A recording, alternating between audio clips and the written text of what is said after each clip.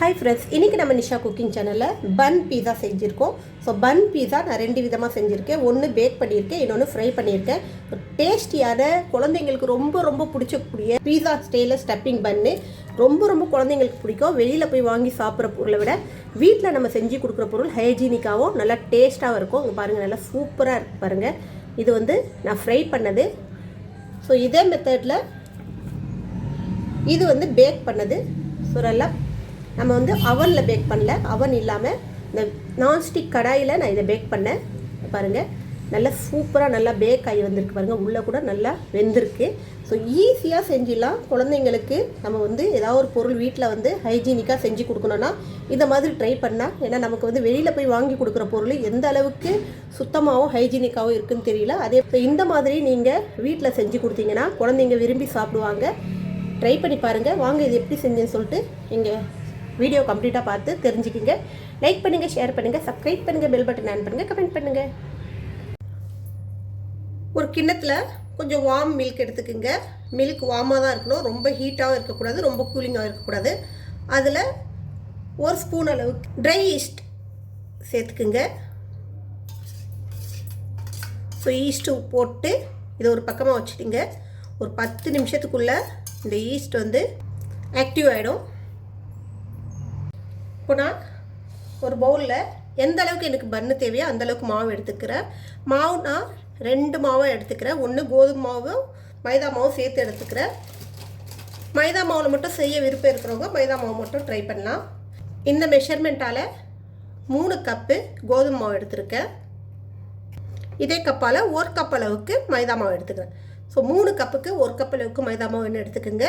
இல்லை வெறும் மைதா மாவில் செய்ய விருப்பம் இருக்கிறவங்க வெறும் மைதா மாவில் செய்யலாம், இல்லாட்டி கோதுமை மாவில் செய்யலாம். இப்போ இது தேவையான அளவு உப்பு சேர்த்துக்கலாம், சால்ட்டு. 1 ஸ்பூன் அளவுக்கு சர்க்கரை சேர்த்துக்கிறேன். கொஞ்சோண்டு ஒரு 2 டேபிள் ஸ்பூன் அளவுக்கு எண்ணெய் சேர்த்துக்கலாம். இதோட ஒரு முட்டை ஆப்ஷன் தான், விருப்பம் இருக்கிறவங்க சேர்த்துக்கோங்க, அப்படி இல்லைன்னா அவாய்ட் பண்ணிக்கோங்க. இப்போ இதோட நம்ம ஊற வச்சுருக்கிற ட்ரை ஈஸ்ட்டு நல்லா ஆக்டிவ் ஆகிடுச்சு. இப்போ இதோடு சேர்த்துக்கலாம். இது எல்லாத்தையும் சேர்த்து நல்லா பிசைஞ்சிக்கிங்க. ஃபஸ்ட்டு நல்லா மிக்ஸ் பண்ணிக்கணும். இந்த ஈஸ்ட்டு இதோட நல்லா மிங்கல் ஆகணும். நம்ம ஈஸியாக செஞ்சிடலாம். கடைகளில் வாங்கி கொடுக்குறத விட வீட்டில் செஞ்சு கொடுக்குறது தான் ஹைஜீனிக்கு. இப்போ எந்த பொருளும் கடையில் வாங்கி கொடுக்க பயமாக இருக்குது, குழந்தைங்க உடம்புக்கு ஒத்துக்க மாட்டுது. ஸோ அதால் மேக்ஸிமம் நம்ம வீட்டிலே செய்யலாம். இதுக்கு அவன் இருக்கணும், நம்ம அவன் இருந்தால் தான் இதெல்லாம் செய்ய முடியும்னு அவசியம் இல்லை. வீட்டில் இருக்கிற ஒரு சட்டியோ ஒரு கடாயோ எதில் வேணாலும் இது செஞ்சிடலாம். நம்ம பிடிச்ச பொருட்களை குழந்தைங்க விரும்பி சாப்பிட்றத நம்ம விருப்பப்படி செஞ்சு கொடுக்கலாம். நம்ம விருப்பப்படி அதில் சிக்கனோ இல்லை வெஜிடபிள்ஸோ எது நம்ம விருப்பமோ அதை வச்சு அவங்களுக்கு செஞ்சு கொடுக்கலாம். குழந்தைங்களும் விரும்பி சாப்பிட்ருவாங்க. வெளியில் கிடைக்கிற பொருள் வீட்டில் செஞ்சு கொடுக்கும்போது அவங்களுக்கு வந்து அவாய்ட் பண்ண மாட்டாங்க, சாப்பிட்டுக்குவாங்க. ஸோ நம்ம வெளியில் வாங்குற மாதிரியே அவங்க ஸ்கூலை விட்டு வர்றதுக்குள்ளே ரெடி பண்ணி வச்சுட்டோன்னா வெளியில் வாங்கி கொடுத்த மாதிரியே ஒரு பேக்கிங் கவரில் ஒரு ஃபாயில் கவரில் பேக் பண்ணி வச்சு கொடுத்தோன்னா கொஞ்சோண்டு அது கூட மயோனஸு கெச்சப் எல்லாம் வச்சு அவங்க வெளியிலேருந்து வாங்கினதாகவே நினச்சி சாப்பிடுவாங்க.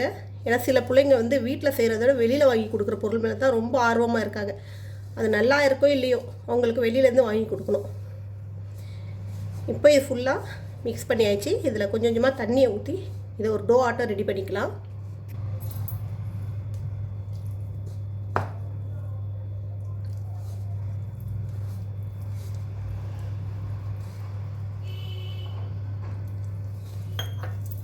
மாவு டோ ரெடி பண்ணி ஆயிடுச்சு. இப்போ இதை க்ளோஸ் பண்ணி ஒரு 20லேருந்து 30 நிமிஷம் வரைக்கும் அப்படியே விட்டிங்கன்னா இது நல்லா ப்ராசஸ் ஆகி மாவு நல்லா எலும்பி வந்துடும். அவ்வளோதான். இது நல்லா க்ளோஸ் பண்ணி ஆயிடுச்சு. காற்று உள்ளே போகாத மாதிரி க்ளோஸ் பண்ணிங்க. அப்போ தான் நமக்கு வந்து சீக்கிரம் இது ப்ராசஸ் ஆகி வரும். ஏன்னா இப்போ வந்து கொஞ்சம் குளிர்காலன்றதால கொஞ்சம் டைம் எடுக்கும். வெயில் நேரத்துலனா நல்லா ப்ராசஸ் ஆகி வந்துடும். ஒருவேளை உங்களாண்ட அவன் இருந்துச்சுன்னா இது அவனுக்குள்ளே வச்சுடுங்க. அவன் ஆன் பண்ணி வைக்க தேவையில்லை, சும்மாவே அவனுக்குள்ளே அப்படியே வச்சிங்கன்னா அவனில் இருக்கிற ஹீட் வந்து இது சீக்கிரமாக ப்ராசஸ் ஆகிறதுக்கு ஹெல்ப் பண்ணும். ஸோ இப்போ வந்து இதை நீங்கள் மேலே இந்த போடுறதுக்கு கவர் இல்லைன்னு கவலைப்படாதீங்க. ஒரு நல்லா டைட்டாக மூடி போட்டு கூட நீங்கள் மூடி வச்சிடலாம். பாட்டுக்கு ஓரமாக ஒரு இடத்துல வச்சிட்டிங்கன்னா அதோட வேலை அங்கே நடக்கும். நம்ம அடுத்த வேலை பார்க்கலாம். இதுக்குள்ளே வைக்கான ஸ்டப்பிங்கான வேலையை பார்க்கலாம். அடுப்பில் ஒரு பேன் வச்சுட்டு கொஞ்சமாக எண்ணெய் ஊற்றிக்கிங்க. கொஞ்சமாக ஒரு 2 ஸ்பூன் இருந்தால் போதும். எண்ணெய் சூடு வந்ததும் ஒரு வெங்காயம் நல்லா இந்த மாதிரி பொடியாக சாப் பண்ணிக்கோங்க. நல்லா பொடியாக சாப் பண்ண இந்த மாதிரி வெங்காயம் வதக்கிக்கலாம். வெங்காயம் வந்து ரொம்ப வந்து வதங்க தேவையில்லை, ரொம்ப ப்ரௌனாகவும் ஆக தேவையில்லை, கொஞ்சம் க்ரன்ச்சியாக இருக்கணும். இப்போ இதில் ஒரு 1/2 ஸ்பூன் இஞ்சி பூண்டு விழுது போட்டுக்கலாம்.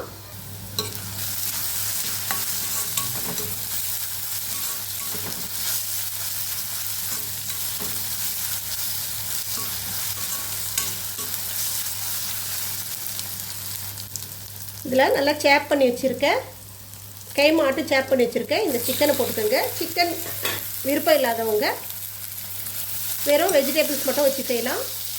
அப்படி இல்லைன்னா பன்னீர் சேர்த்துக்கலாம். சிக்கனும் கொஞ்சம் அந்த வாடை போகிற அளவுக்கு வதக்கி விட்டுக்குங்க.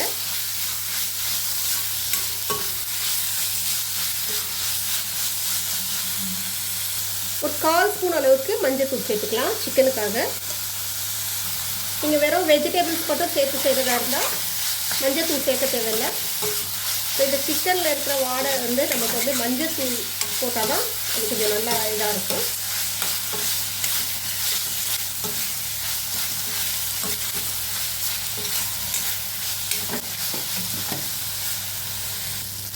சிக்கன் நல்லா ட்ரை ஆகி நல்லா வெந்துருச்சு. இந்த ஸ்டேஜில் நம்ம இதில் வெஜிடபிள்ஸ் போட்டுக்கலாம். நான் வந்து ஒரு கேப்சிகமு, ஒரு கேரட் கட் பண்ணி வச்சுருக்கேன். இந்த மாதிரி நல்லா பொடியாக சாப் பண்ணிக்கணும். இதை தவிர உங்களுக்கு விருப்பமான வெஜிடபிள்ஸை நீங்கள் ஆட் பண்ணிக்கலாம். இதோட இது தேவையான அளவு உப்பு சேர்த்துக்கலாம். சேர்த்துட்டு இது கொஞ்சம் நல்லா ஒரு வதக்கு வதக்கிக்கிங்க. ரொம்ப வந்து வேக வச்சிடக்கூடாது. நமக்கு வெஜிடபிள்ஸ் எல்லாம் கொஞ்சம் க்ரன்ச்சியாக வரணும், அவ்வளோதான். நல்லா வெந்து போயிருக்கக்கூடாது.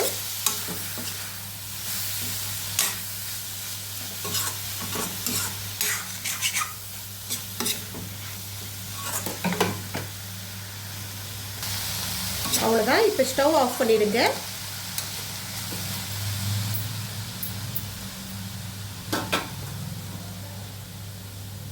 இப்போ இதில் சில்லி ஃப்ளேக்ஸ் சேர்த்துக்கலாம்.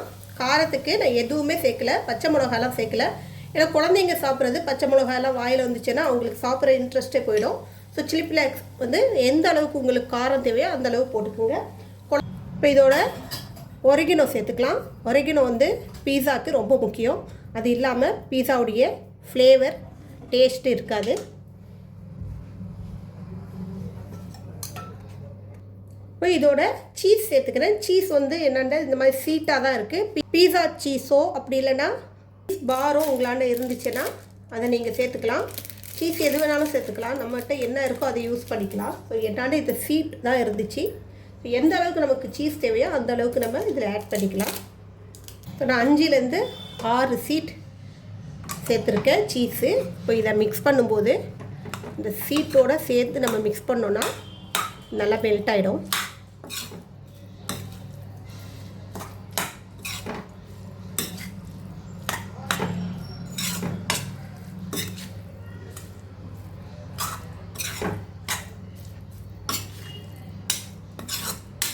பீஸா பன்னுக்கான ஸ்டப்பிங் நம்ம ரெடி பண்ணிட்டோம். இப்போ இதை கொஞ்சம் ஆறட்டும். ஒரு பவுல் எடுத்துக்கோங்க. அதில் ஒரு முட்டையை உடைச்சி ஊற்றிக்கலாம். அதில் ஒரு ஸ்பூன் அளவு சர்க்கரையை சேர்த்துக்குங்க. முட்டை நல்லா பீட் பண்ணிக்கோங்க. இந்த அளவுக்கு நல்லா பீட் பண்ணிடும் முட்டையை. இப்போ இது ஒரு பக்கமாக இருக்கட்டும். இந்த மாதிரி ஒரு பிளேட்டு, சில்வர் பிளேட்டோ இல்லைன்னா ஒரு அலுமினியம் பிளேட்டோ இல்லை மோல்டு இருந்தால் கூட ஓகே. இந்த மாதிரி எடுத்துக்குங்க. அதில் ஒரு பட்டர் பேப்பரு அதுக்கு தகுந்த மாதிரி கட் பண்ணி எடுத்துக்கலாம். இப்போ நம்ம ஃபஸ்ட்டு இந்த பிளேட்டை க்ரீஸ் பண்ணிக்கலாம் பட்டரால். மோல்டு தான் வேணும், அவன் தான் வேணும். வீட்டில் செஞ்சால் வராது, சொதுப்பிடும். அது எந்த பிரச்சனையும் இல்லாமல் ஈஸியாக இது செஞ்சிடலாம். இதுக்கு மேலே இந்த பட்டர் பேப்பர் போட்டுக்குங்க. பட்டர் பேப்பர் வந்து உங்களுக்கு வந்து டிபார்ட்மெண்ட் ஸ்டோர்லேயும் கிடச்சிடும், இல்லை இந்த பேக்கரி ஐட்டம்லாம் விற்கிற கடைங்கள்லேயும் கிடச்சிடும். உங்களுக்கு ஈஸியாக இதை வாங்கி நீங்கள் வச்சுக்கலாம். நம்ம அடிக்கடி வீட்டில் ஏதாவது செய்யும்போது பட்டர் பேப்பர் இருந்தால் வீட்டில் ரொம்ப நல்லது. டக்குன்னு ஒரு ஷவர்மா செஞ்சு கொடுக்கலாம். இதில் சுற்றி இந்த மாதிரி பேக்கிங் பொருட்கள்லாம் பேக் பண்ணுறதுக்கு பட்டர் பேப்பர் இருந்தால் ஈஸியாக பேக் பண்ணி எடுத்துடலாம். நம்ம டூ எப்படி உப்பி வந்திருக்கு பாருங்கள். நல்லா இந்த அளவுக்கு ஒரு பஞ்ச் பண்ணால் எப்படி போகுது பாருங்கள். இந்த மாதிரி நல்லா உப்பி வரணும்.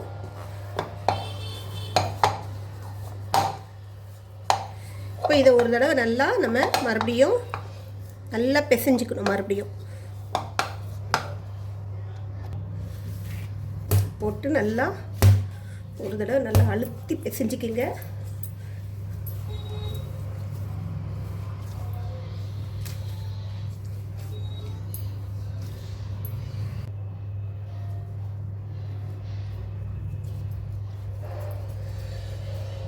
இப்போ இதிலேருந்து இந்த மாதிரி குட்டி குட்டியாக பால்ஸ் பண்ணி எடுத்துக்கோங்க.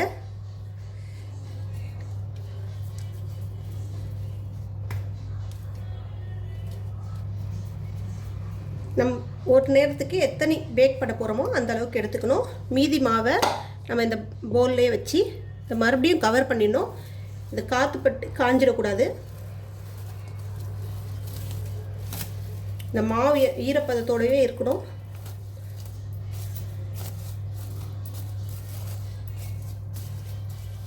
மறுபடியும் நல்லா கவர் பண்ணி வச்சிடுங்க. ரெடி பண்ணி வச்சிருக்கிற இந்த டோவை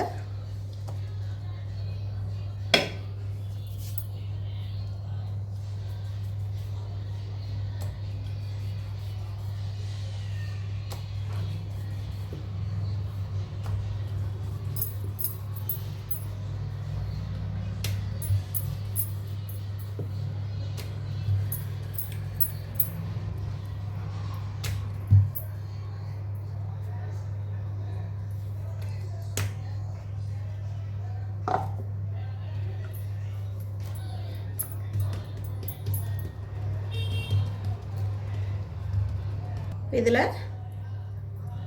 நம்ம ஸ்டப்பிங் வச்சுக்கலாம். சீஸோடு சேர்த்து வைங்க.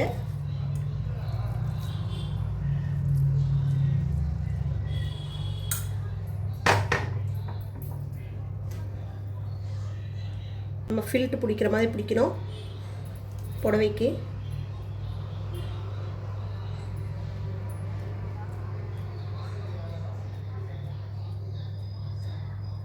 எக்ஸஸாக இருக்கிறத எடுத்துட்டு நல்லா இந்த மாதிரி உருட்டிக்கிங்க. மறுபடியும் ரொம்ப அழுத்தம் கொடுக்காம லைட்டாக இந்த மாதிரி உருட்டணும்.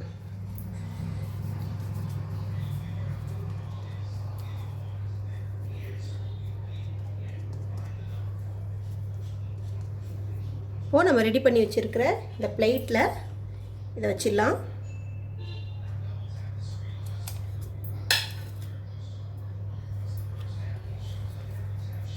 இதே போல் இந்த மற்றதையும் ரெடி பண்ணிடலாம். போய் இந்த மாதிரி ரெடி பண்ணி வச்சுக்கிங்க. இதை லைட்டாக மேலே இந்த மாதிரி அழுத்தம் கொடுங்க. ரொம்ப அழுத்திடாதீங்க, லைட்டாக ப்ரெஸ் பண்ணுங்கள். இதே போல் கேப் கொடுங்க. கேப் விட்டு வைக்கணும், ரொம்ப நெருக்கமாக வைக்கக்கூடாது. இப்போ இதை க்ளோஸ் பண்ணி 2 நிமிஷம் இது அப்படியே விட்டுலாம். இதுவும் இது போல் நல்லா காற்று போகாமல் கவர் பண்ணி விட்டுருங்க. ஒரு 2 நிமிஷம் அப்படியே இருக்கட்டும். அதுக்குள்ளே நம்ம அவன் இருந்துச்சிங்கன்னா அவன் ஹீட் பண்ணிக்கிங்க, ப்ரீ ஹீட் பண்ணிக்கிங்க. கடாயில் பண்ணுறீங்கன்னா கடாய் கொஞ்சம் ஹீட் பண்ணிக்கலாம். இப்போது இது ஒரு 2 நிமிஷம் அப்படியே விட்டாச்சு. இப்போ இது இன்னும் கொஞ்சம் ப்ராசஸ் ஆகிருக்கும். இந்த சமயத்தில் நம்ம இதை பீட் பண்ணி வச்சோம் இல்லையா, முட்டையும் சர்க்கரையும் போட்டு அது இதுக்கு மேலே ப்ரஷ் பண்ணி விடுங்க. இந்த மாதிரி செய்யும்போது நல்ல ஒரு கோல்டன் ப்ரௌன் கலர் மேலே வரும்.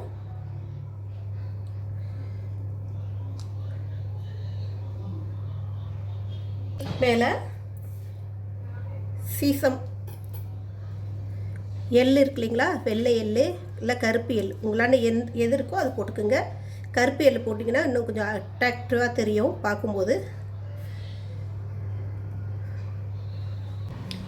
இப்போது ஆல்ரெடி ப்ரீஹீட் பண்ணி வச்சுருக்கிற கடாயி, நான்ஸ்டிக் கடாயில் தான் நான் ப்ரீஹீட் பண்ணி வச்சுருக்கேன். ஸோ நான்ஸ்டிக் கடாய் இருந்தால் எடுத்துக்கோங்க. அப்படி இல்லைன்னா ஒரு சட்டி இல்லை குக்கரில் கூட பண்ணலாம். போய் இந்த மோல்டை இதில் இறக்கி விட்டுடலாம். இதை க்ளோஸ் பண்ணி விட்ருங்க. போய் இதை க்ளோஸ் பண்ணி விட்டு மீடியம் ஃப்ளேமில், ரொம்ப லோவும் கிடையாது ரொம்ப ஹையும் கிடையாது, மீடியம் ஃப்ளேமில் 15 நிமிஷம் அப்படியே பேக் ஆகட்டும். 15 நிமிஷம் கழித்து பார்ப்போம். ஒருவேளை அந்த மாதிரி பேக் பண்ண விருப்பம் இல்லாதவங்க ஒரு அடுப்பில் பேன் வச்சுட்டு அதில் எண்ணெய் ஊற்றிக்கிங்க.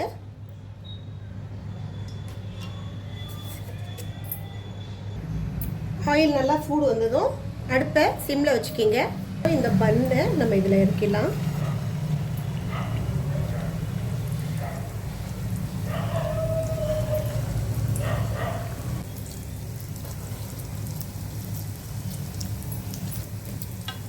எண்ணெய் எடுத்து இதில் மேலே போடுங்க.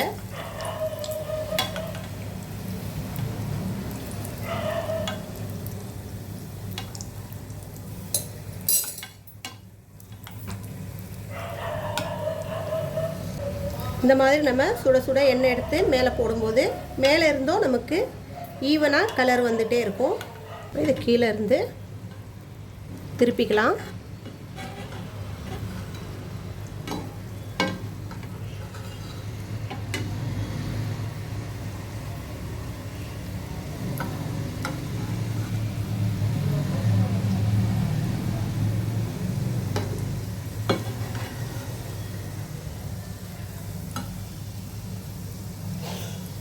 அடுப்பு சிம்மில் தான் இருக்கணும். ஹெவியாக நம்ம வச்சிட்டோன்னா, ஃப்ளேம் அதிகமாக இருந்துச்சுன்னா வெளியில் நல்லா உங்களுக்கு ப்ரௌன் ஆகிடும், உள்ளே அப்படியே வேகாமல் இருக்கும். ஸோ அடுப்பை கொஞ்சம் சிம்மில் வச்சியே நல்லா வேக விடுங்க. அவ்வளோதான். இதுவும் நல்லா ஃப்ரை ஆகிடுச்சு பாருங்கள். சூப்பராக இருக்குது பாருங்கள். கலரு 2 சைடும் நல்லா கலர் வந்திருக்கும் பாருங்கள். 2 சைடும் நல்லா ப்ரௌன் ஆகி நல்லா சூப்பராக வந்திருக்கு. இப்போ இதை எண்ணெயிலேருந்து வெளியில் எடுத்துடலாம். இப்போது நம்ம பேக் பண்ணது பார்ப்போம். பேக் பண்ணதும் நல்லா ப்ரௌன் ஆகி வந்திருக்கு பாருங்கள். சைட்லலாம் நல்லா சூப்பராக ப்ரௌன் ஆகிடுச்சு பாருங்கள். ஸோ இப்போ நம்ம பேக்கிங்கை ஸ்டவ் ஆஃப் பண்ணிவிட்டு இதை எடுத்துடலாம். அவ்வளோதான் ஃப்ரெண்ட்ஸ், நம்மளுடைய 2 விதமான பன் பீஸா ரெடி ஆயிடுச்சு. ஒன்று ஃப்ரை பண்ணது, ஸோ 2 சைடும் பாருங்கள் நல்லா ப்ரௌன் ஆகிருக்கு. இன்னொன்று பேக் பண்ணது, நல்லா 2 சைடும் நல்லா பேக் ஆகி நல்லா சூப்பராக இருக்குது. இதே போல் நீங்களும் ட்ரை பண்ணி பாருங்கள். நல்ல ஒரு சூப்பரான ஈவினிங் ஸ்நாக்ஸு, நல்லா சாஃப்டாகவும் ஜூஸியாகவும் இருக்கும். குழந்தைங்களுக்கு ரொம்ப பிடிக்கும். ட்ரை பண்ணி பாருங்கள். இன்னொரு ரெசிபியோடு உங்களை சந்திக்கிறேன். உங்களிடம் விடைபெறுவது உங்கள் நிச்சயம். எங்கள் சேனல் லாஸ்ட் வரைக்கும் பார்த்தவங்க அனைவருக்கும் மிக்க நன்றி. பாய்.